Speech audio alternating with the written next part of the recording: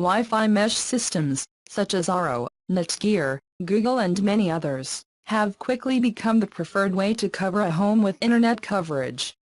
It provides a simple way to reach every corner of a house, something that is needed with the growing number of smart home devices enabled for Wi-Fi. Samsung, which bought the SmartThing home automation platform in 2014, is tackling Wi-Fi mesh and smart home connectivity with its new SmartThings Wi-Fi Mesh network system, simply called. As the name implies, this system consists of multiple access points that you can spread throughout your home to provide good Wi-Fi coverage. And like last year's connected home router, the new model also includes a complete SmartThings hub, a useful feature for people testing home automation for the first time.